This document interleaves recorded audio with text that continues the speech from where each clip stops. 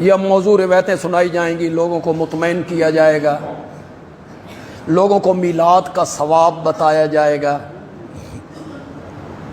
اس پر خرچ کرنے کا اتنا ثواب ہے اور جہنم سے آزادی ہے۔ پھر کبھی کبھی کہیں گے رب نے خود میلاد منایا، نبیوں کا جلسہ کیا رب نے، یہ میلاد ہی تو تھا۔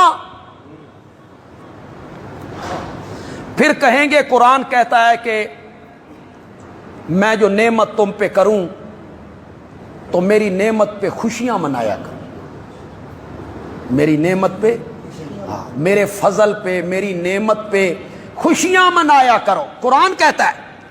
پھر آگے ہماری منطق کی اصطلاح میں ہوتا ہے ایک صغرا ایک کبرا، پھر اس کا نتیجہ نکالتے رہتے ہیں، تو یہ بیان کر کے آگے کہیں گے نبی پاک کے وجود سے بڑی رحمت کون سی ہے، آپ کے وجود سے بڑا فضل کون سا ہے، اور قرآن کہتا ہے کہ میری رحمت پہ خوشیاں مناؤ، تو پھر آپ کے میلاد پہ خوشیاں منانا تو قرآن سے ثابت ہے۔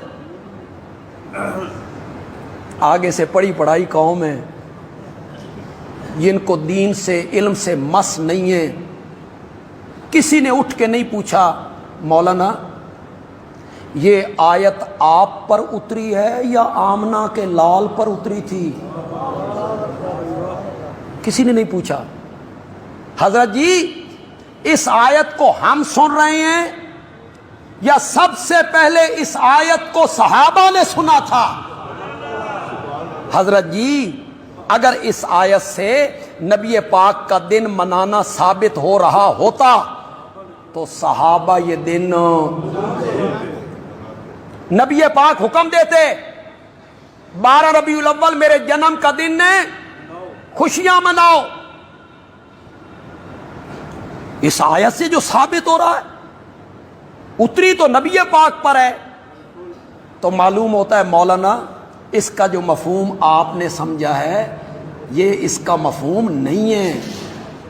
اگر یہ مفہوم ہوتا تو صحابہ یہ کام کرتے، صحابہ کرتے، نبی پاک کرتے۔ نبی پاک اپنے میلاد منانے کا حکم دیتے نا، صحابہ کرام ہر سال آپ کا میلاد مناتے نا،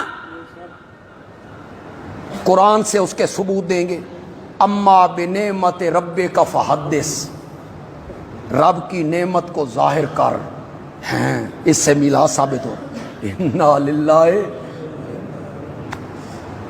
کبھی کبھی کہیں جب آپ پیدا ہوئے تو جبریل آیا، اس نے بیت اللہ پر ایک جھنڈا گاڑا اور ایک جھنڈا لے کے وہ مشرق مغرب تک پھرا، اس سے جھنڈوں کا لگانا ثابت ہو گیا کہ اس مہینے میں اس دن میں کیا لگانے چاہیے، جھنڈے لگانے چاہیے۔ کہ آپ کی پیدائش کے دن جبریل نے لگایا، بیت اللہ پہ لگایا، جھنڈا لے کے اس نے چکر لگایا دنیا کا۔ میں نے کہا یہ جبریل نے بیت اللہ پہ جھنڈا لگایا اور جبریل جھنڈا لے کے پوری دنیا میں پھرا، اے تین اللہ دسیا، تجھے کس نے بتایا؟ بھئی کس نے بتایا ہوگا؟ بولتے کیوں نہیں؟ بھئی نبی پاک نے ہی بتایا ہوگا نا، اور کون اور کیا صورت ہے بتانے کی؟ رب تو تجھے بتا کے نہیں گیا، نہ تجھے جبریل بتا کے گیا، تو یہ میرے آقا نے بتایا ہوگا نا کہ میری پیدائش کے دن جبریل جھنڈا لے کے آیا، بیت اللہ پہ لگایا۔ تو جس نبی نے بتایا اس نے خود یہ عمل کر کے کیوں نہیں دکھایا؟ صحابہ کو کیوں نہیں کہا تجھے بتایا ہے نبی پاک نے؟ دنیا کی جو جھوٹی روایت ہے، خدا کی قسم بہت افسوس ہوتا ہے، میں بہت کم علم، کم فہم، نالائق سا آدمی ہوں، کم عمل ہوں۔